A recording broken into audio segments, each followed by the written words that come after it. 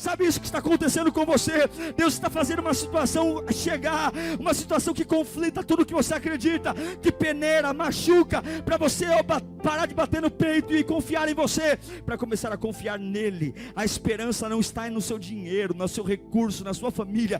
A esperança está naquilo que é imperecível, imaculado, confiável, digno de toda alegria, digno de toda confiança, digno de toda paixão. É a sua fé. E talvez você está lutando para manter tudo, manter amigos, manter família, manter igreja, manter ministérios, manter trabalho, manter emprego, manter faculdade, manter casamento, e a única coisa que você não para se preocupar durante o dia, que você não fala em momento nenhum: onde eu estou guardando a minha fé, onde eu estou nutrindo ela. E se você perdê-la, você morre, você perdeu tudo. Fala, querido, tudo bem? Uma alegria ter você aqui no canal. Eu espero de verdade que você esteja bem com sua família. Se você ainda não se inscreveu, por favor, inscreva-se, ative o sininho. É sempre uma alegria ter você por aqui e ajude-nos a divulgar, tá bom? O sermão de hoje vai confrontar você a proteger aquilo que você mais tem que se preocupar, que é a sua fé. Não deixem que devorem, que arranquem a sua fé. Guarde-a. Se você tem fé, você tem tudo. Um bom sermão para você. Deus te abençoe. Se você puder ir abrir na sua Bíblia, na primeira epístola de Pedro, 1 Pedro, lá no finalzinho da Bíblia, acha Apocalipse, e você vem voltando. 1 Pedro capítulo 5, versículo 8. 1 Pedro 5, 8. Boa noite também aos irmãos que nos acompanham pela internet. Que Deus abençoe. 1 Pedro 5, 8. Todos acharam?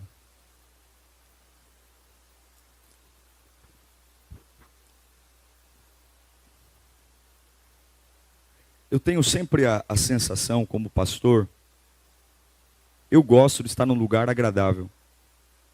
Eu retorno aos lugares que me são agradáveis.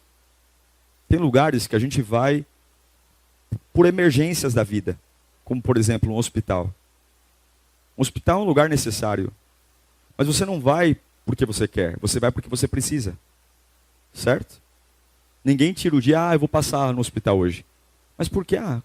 Só dá uma voltinha lá. Ninguém faz isso.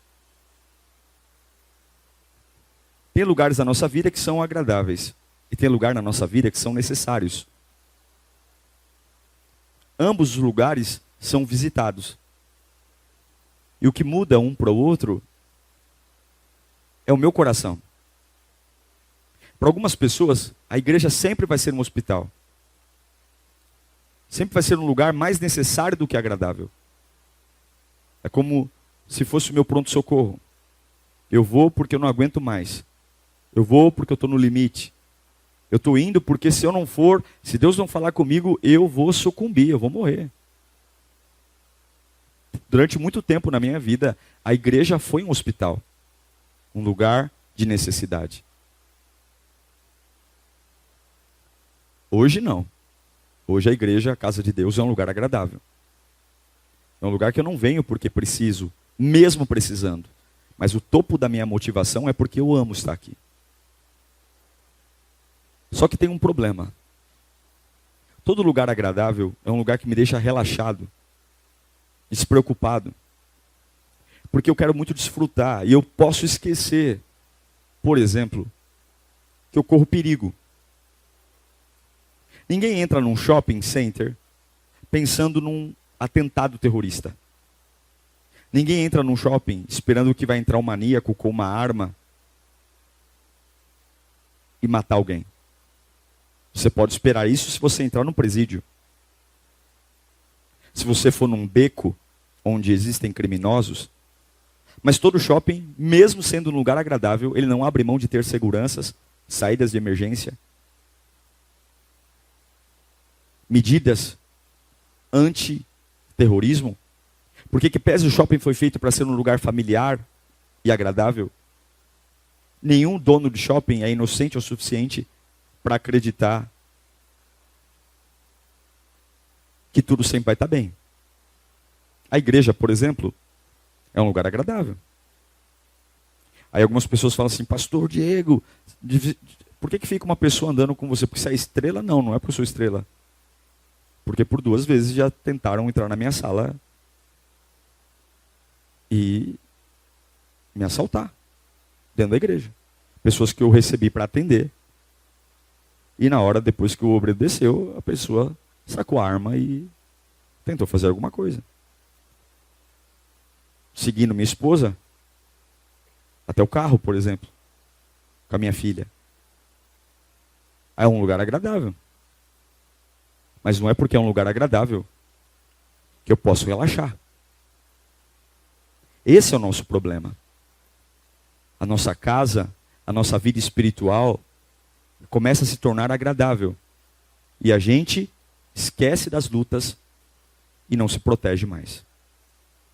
E aí, algumas vezes é tarde demais. Ok? 1 Pedro 5,8 diz: sejam sóbrios e vigiem. Estejam alertas e vigiem. O diabo, o inimigo de vocês, anda ao redor como um leão, rugindo e procurando a quem possa devorar. Versículo 9.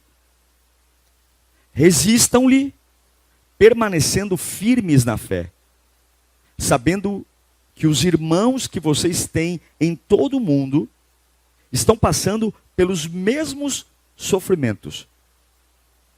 O Deus de toda a graça, que os chamou para a sua glória eterna em Cristo Jesus, depois de terem sofrido durante pouco tempo, os restaurará, os confirmará, e lhes dará forças e os porá sobre firmes alicerces.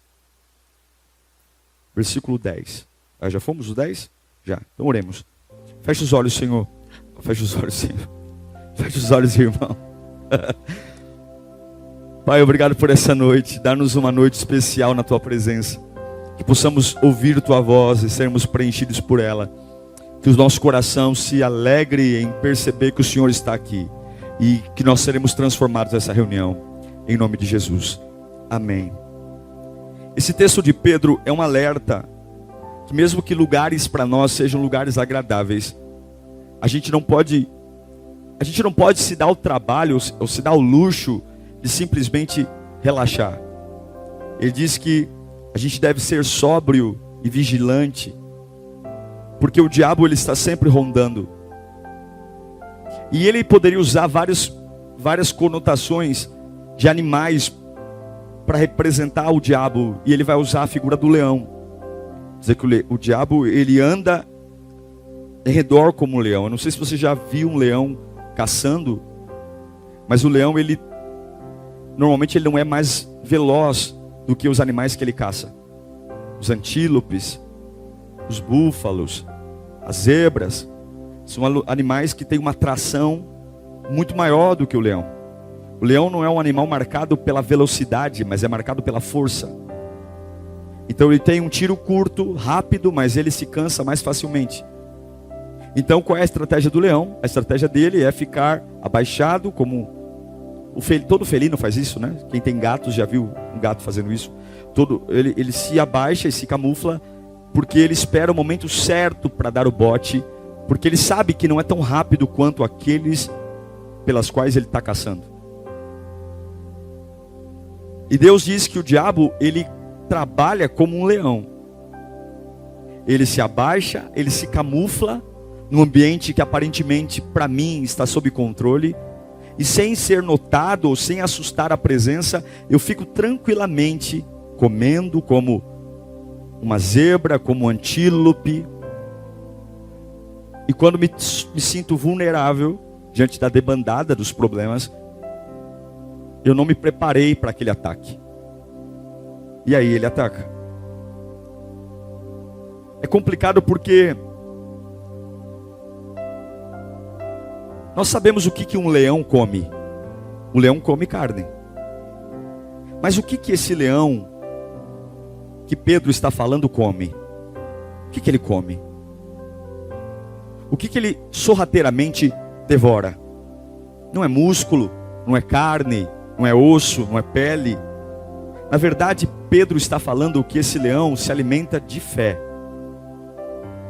A maior fome do diabo a maior fome dele não é a sua vida, a maior fome dele é a sua fé. Porque um homem sem fé já está morto. A Bíblia diz que sem fé é impossível agradar a Deus. Quem crê e fé são iguais. Quem crê e for batizado será salvo. O diabo não precisa te levar para as drogas. Ele não precisa arrebentar você, ele não precisa pôr você num presídio. Se ele perceber que você está num ambiente onde Deus está e você simplesmente não tem fé, ele não vai nem tentar te tirar da igreja. Para ele é até vantagem que você passe sua vida inteira na igreja, porque vai achar que está tudo bem. Nós vamos ter aquela sensação de dever cumprido e vamos para o inferno. O leão não quer sua vida, seu dinheiro, ele quer sua fé. Ele odeia, por exemplo, o que está acontecendo aqui agora. Ele odeia o fato de termos saído de casa e sentarmos para ouvir uma palavra. Ele odeia. E tudo o que ele quer fazer é devorar sua fé para que você seja uma pessoa incrédula.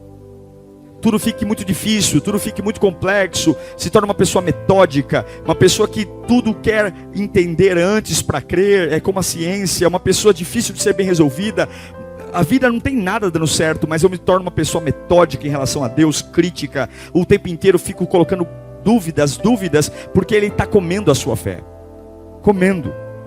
Ele tem várias formas de tentar destruir nossa fé, como por exemplo, criar situações para colocar pensamentos na nossa cabeça. Ele usa pessoas do nosso trabalho e de repente Satanás, ele é um bom observador. Ele não lê sua mente, mas ele observa a gente. Então ele sabe normalmente aquilo que a gente sempre reclama. Nós somos muito previsíveis, essa é a realidade, né? Nós sempre estamos reclamando das mesmas coisas, quebrando cabeça nas mesmas coisas. Então ele tem uma ficha corrida, uma capivara de todos nós aqui.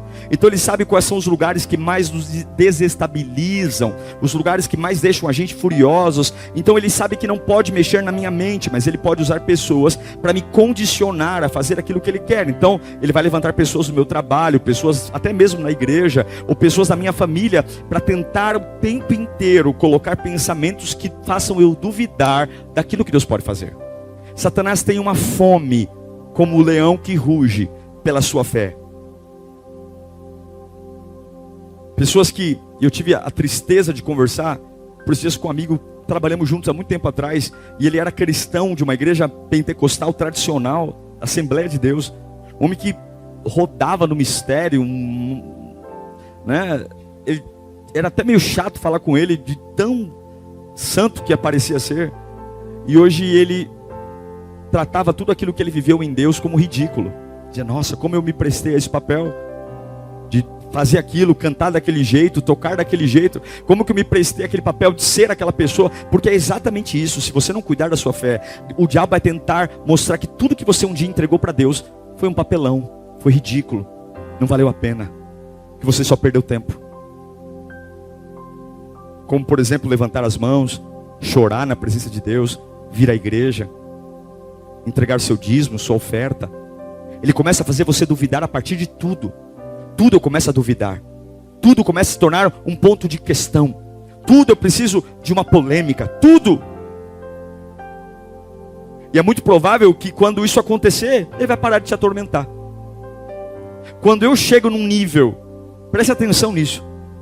Quando eu chego num nível que o diabo devora toda a minha fé, eu entro num ambiente de paz. O diabo não atormenta fracos, ele atormenta fortes. E esse é o grande perigo, porque a sensação que eu tenho de ser abençoado é a ausência de problemas. A sensação que humanamente me ensinaram é que se Deus está comigo, a minha vida tem que estar calma.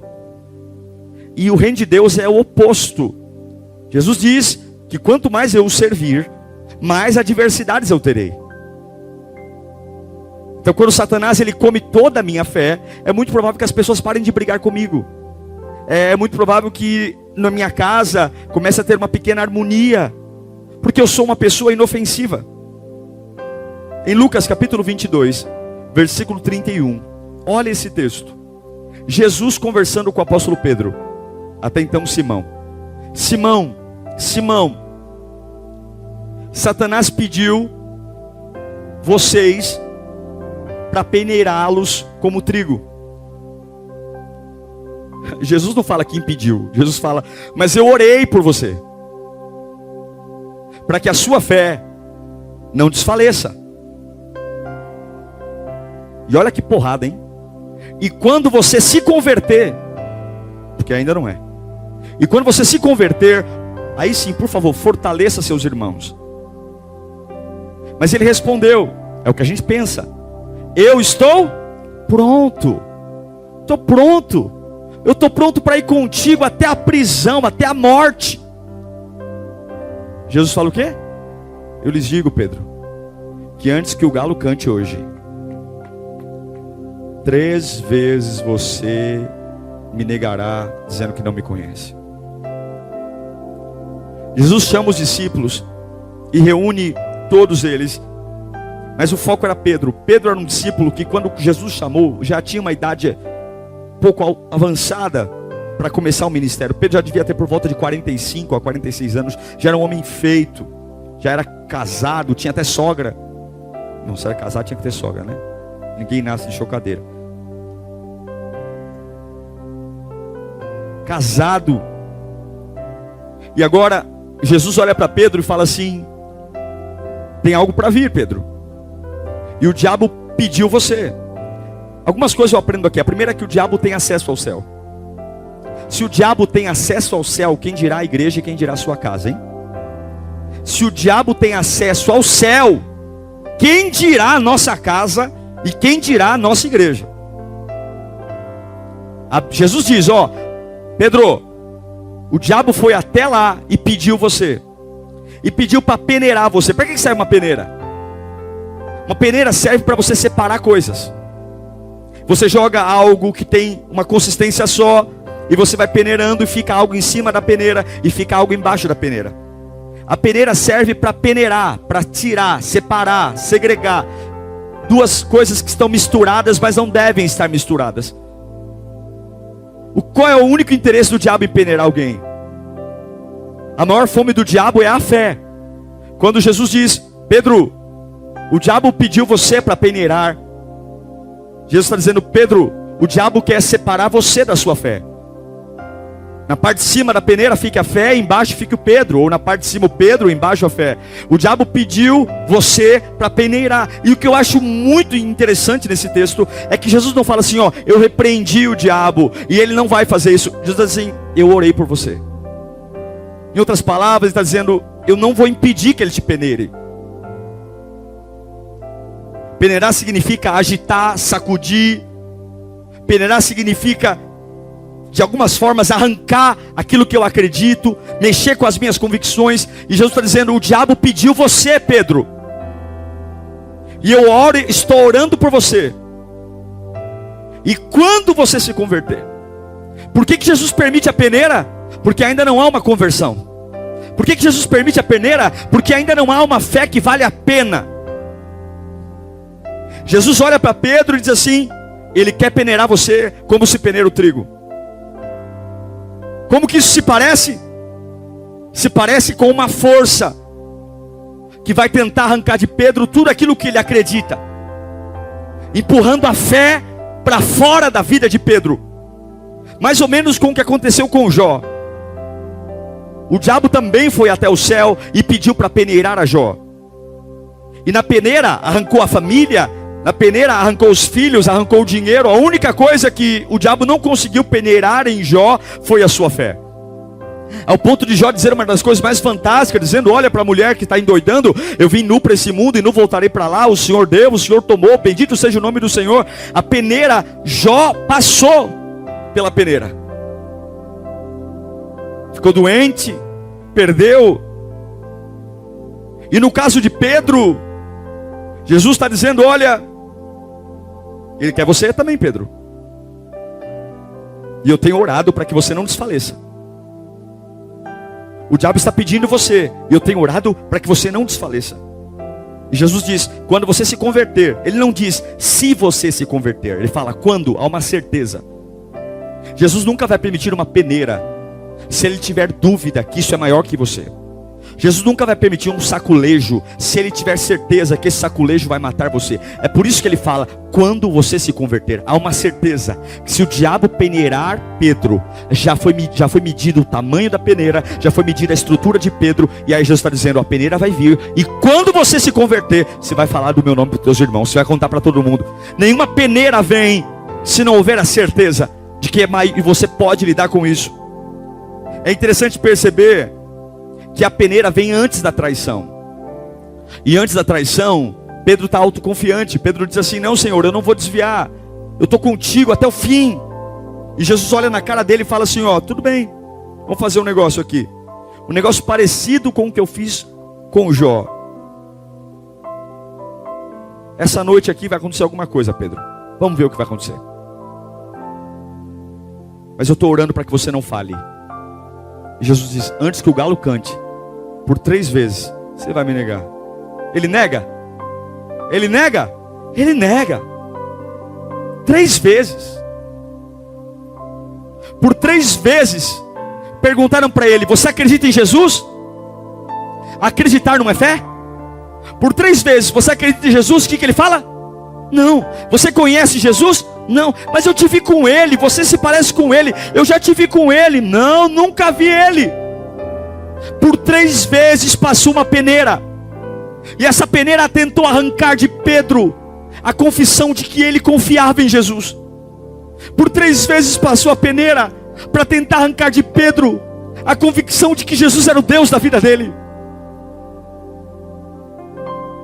A pergunta que fica é, a fé de Pedro falhou?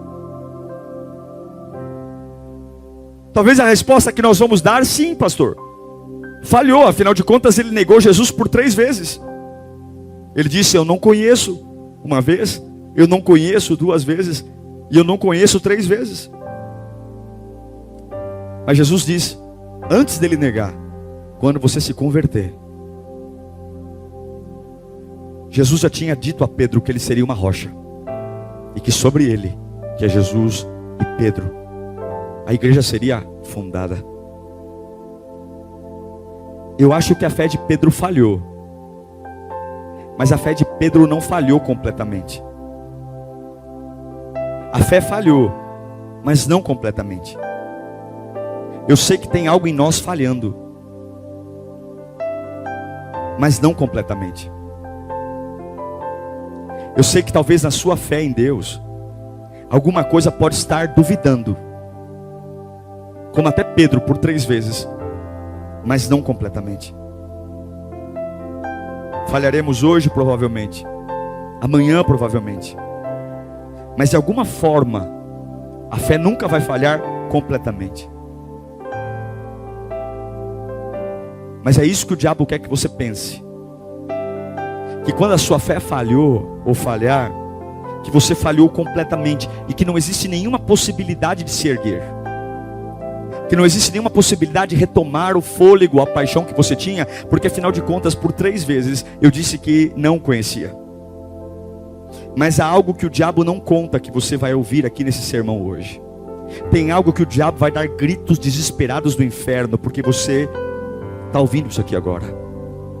A fé de Pedro falhou por 3 vezes, mas há algo que Jesus disse antes da fé dele falhar. Jesus disse, Pedro, eu estou orando por você. Pedro, o diabo pediu para peneirar você. O diabo vai trabalhar com tudo que ele tem para arrancar de você a única chance de você estar comigo eternamente, a fé. Mas no meio dessa peneira, Pedro, eu estarei orando por você. O diabo está querendo que você acredite que você falhou completamente. O diabo quer que você acredite que esse tropeço, que essa fé que não deu certo, que isso é determinante na sua vida. Mas a peneira sempre é acompanhada por um Deus que intercede. Em Romanos capítulo 8, versículo 26, a Bíblia diz que da mesma forma o Espírito nos ajuda em nossa fraqueza, pois não sabemos como orar, mas o próprio Espírito intercede por nós com gemidos inexprimíveis. Eu quero que você entenda, há uma peneira tentando arrancar a sua fé, mas Deus já mediu o tamanho desta peneira, Ele já mediu os gomos dessa peneira, e você não está sozinho, há um intercessor.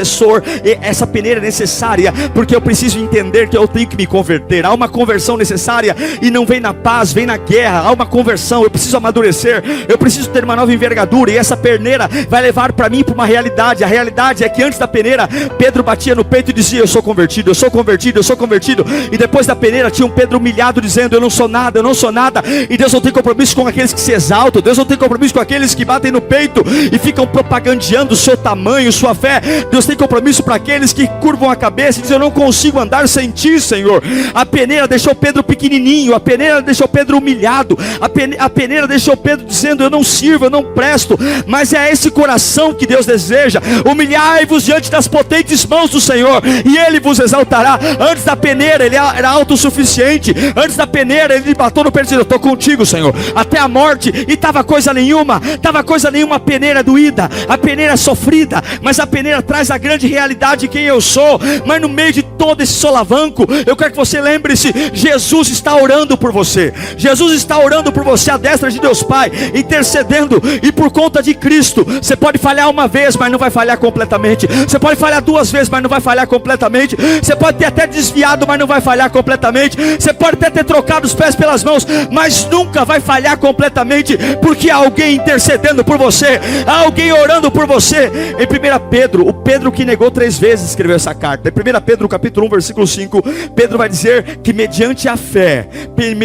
são protegidos pelo poder de Deus, até chegar à salvação prestes a ser revelada no último dia. O que me protege até a salvação não é a igreja, não é cantar, não é dizimar. O que me protege até o dia da salvação é a fé. E é por isso que o diabo quer comer a sua fé. Ele não quer tirar você da igreja, ele não quer tirar você da religiosidade, ele não quer tirar você dos grupos da igreja, ele não quer tirar você de uma prática religiosa de domingo e quinta-feira. Ele quer tirar você da fé. E Deus está dizendo: olha, o diabo pediu você, e vai ter peneira,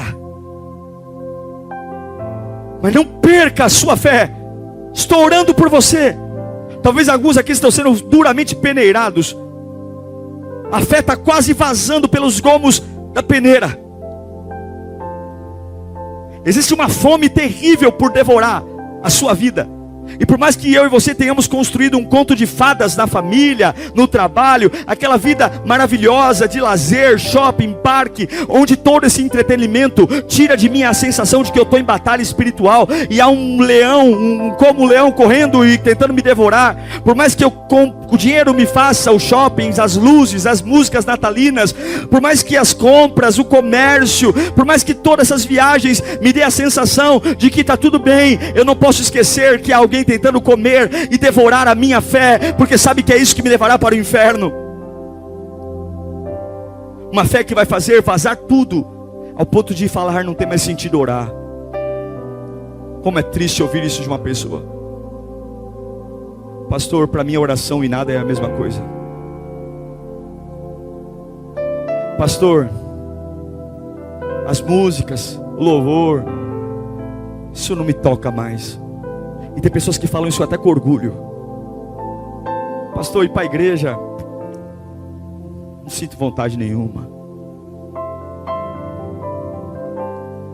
Se perdermos a fé, perdemos tudo.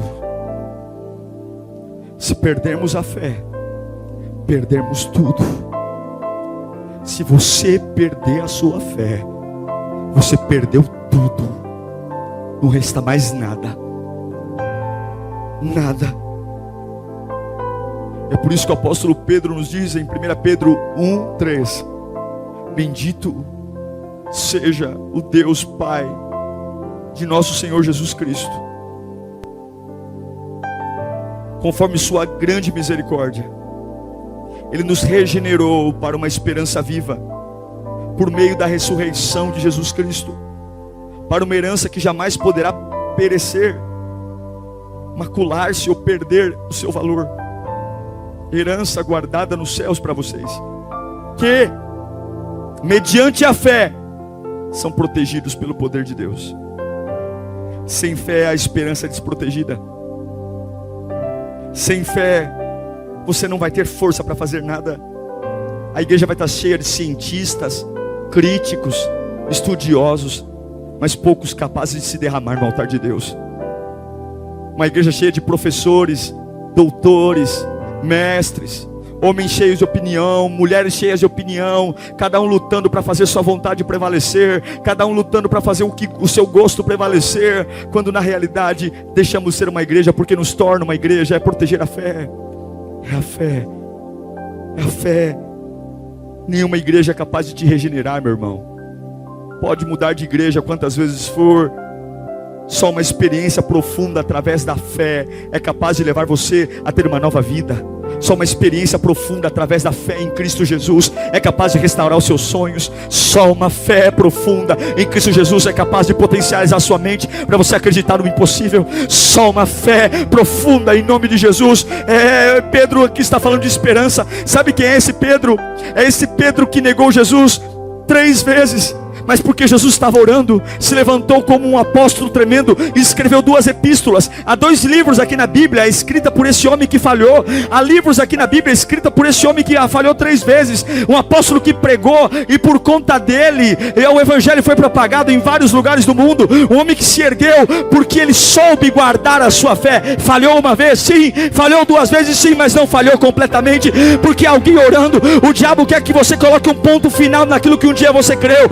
Mas o Espírito está falando no meio de toda essa escuridão na tua mente, no meio de toda essa secura, essa rigidez, pessoas rígidas. Talvez você está aqui dizendo, não, nunca mais, não volta atrás. E Deus está dizendo, não deixe que comam a sua fé, não deixe que arranque a sua fé, porque é tudo que você precisa. Não deixe. As pessoas estão lutando para manter pessoas na sua comunidade, estão lutando para ter vivências humanas. É shopping, é cinema, é comer no restaurante, tudo isso é fazer programas atrativos. A gente luta para ter o marketing, luta para ter foto, luta para ter um ambiente agradável, mas no final das contas, ninguém nunca vai conseguir dar uma experiência a Deus se não for por meio diante a fé. A única forma de você encontrar Jesus é pela fé, e é isso que o diabo quer comer hoje. Eu não sei se você está entendendo, mas se você hoje está dizendo, pastor, eu estou ficando fraquinho, não é hora de você ter pena de você, não é hora de você encontrar culpados, porque a sua fé é responsabilidade sua, a sua fé é responsabilidade sua, é você que cuida dela, é você que nutre ela, é você que protege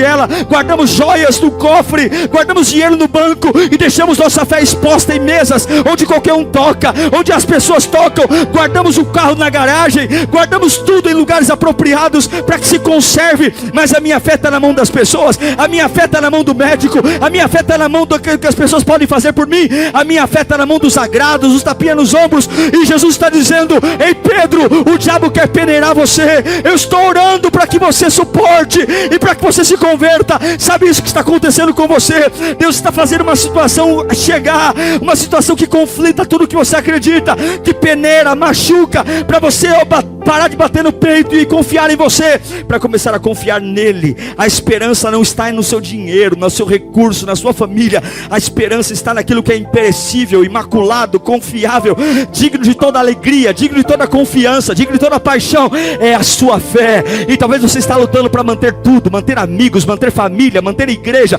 manter ministérios, manter trabalho, manter emprego, manter faculdade, manter casamento, e a única coisa que você não para se preocupar durante o dia, que você não fala em momento nenhum, onde eu estou guardando a minha fé, onde eu estou nutrindo ela. E se você perder ela, você morre, você perdeu tudo. Você não pode perecer porque você é herdeiro de Deus. Todos nós falhamos, mas assim como Jesus disse para Pedro, eu estou orando por você.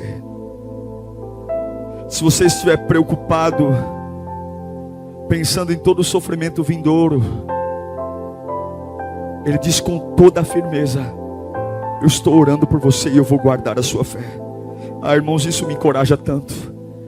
Isso me encoraja tanto a abrir os meus olhos e ver o Evangelho como algo digno de confiança. Olhar para o Evangelho não como um conto de fadas, mas dizer, é real. Eu confio no Evangelho.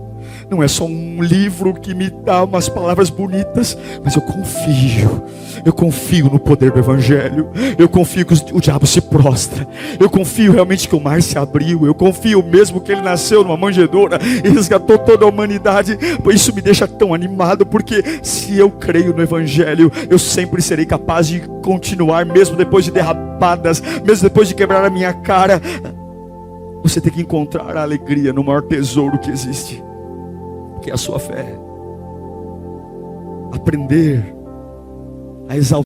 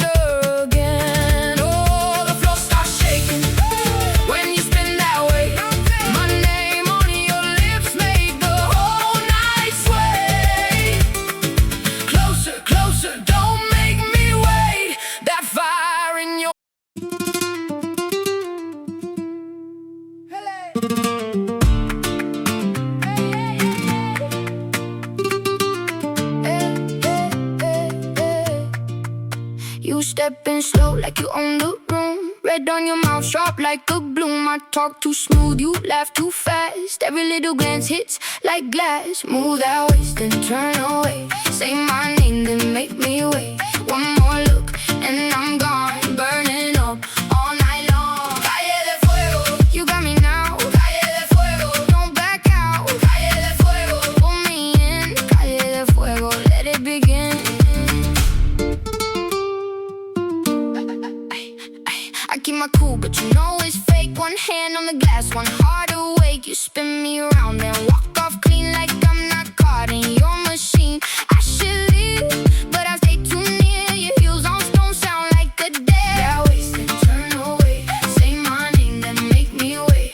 One more look and I'm gone. Burning up all night long. Calle de fuego, you got me now. Calle de fuego, don't back out. Calle de fuego, pull me in. Calle de fuego, let it begin.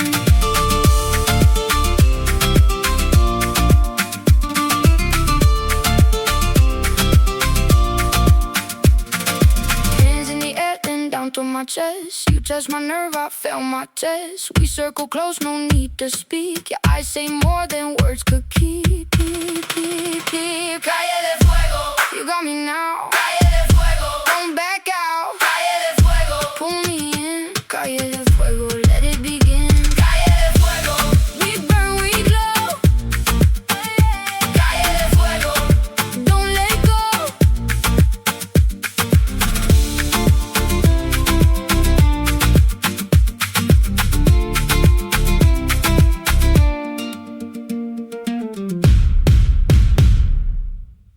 Dar a beleza da justiça de Deus e não a nossa.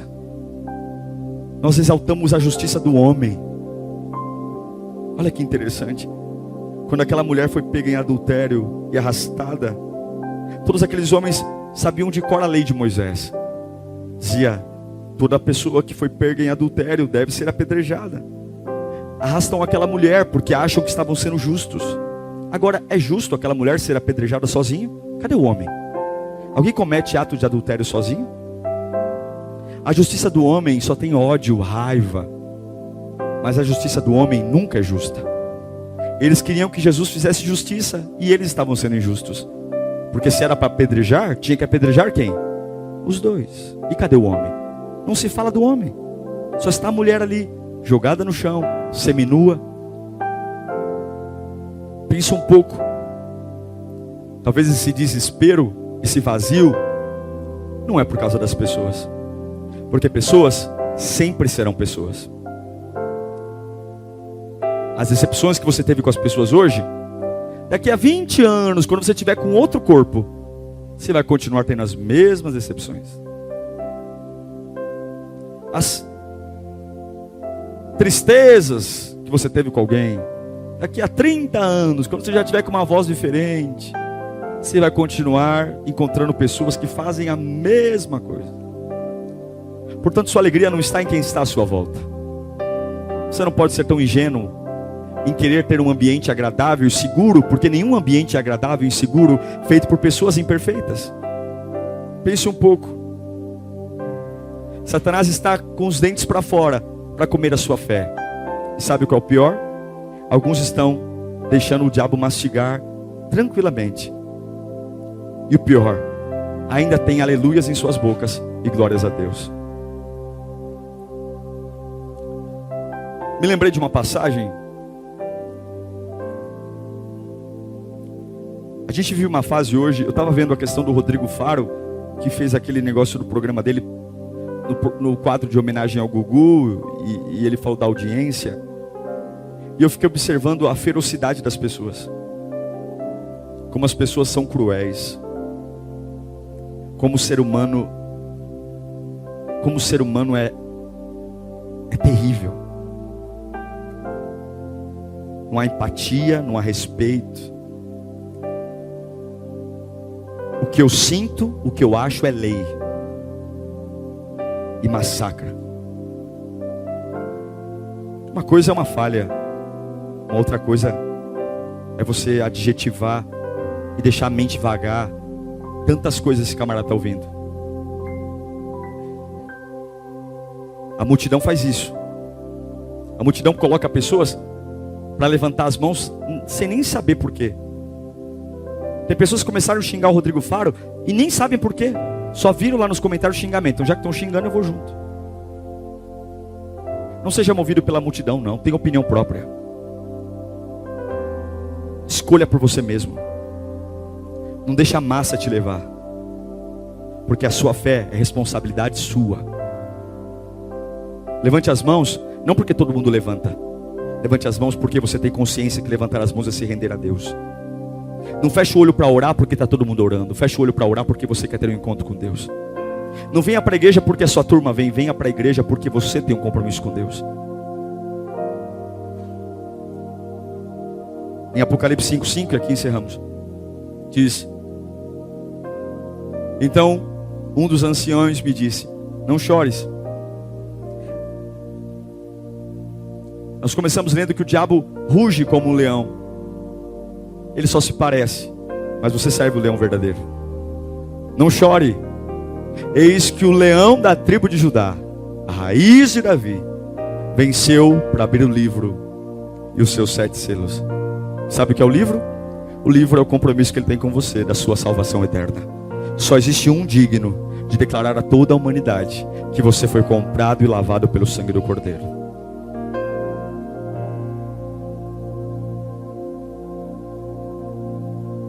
Se você falar para mim: pastor, como eu recupero a minha fé? Em estar na presença de Deus. Você jamais vai encontrar alegria em Deus no meio da arrogância e da prepotência. Você jamais vai encontrar alegria em Deus no meio dos seus gostos. Por isso que a peneira é uma bênção. Antes da peneira, Pedro dizia: eu estou contigo. Depois da peneira, Pedro falou: eu não sou nada. Traí 3 vezes. Mas a nossa bênção é que Ele está orando por nós. Quero dizer para todos que estão aqui: todos nós podemos ter falhado, mas por causa de Jesus, nós nunca vamos falhar completamente. Porque Ele está orando por mim e por você.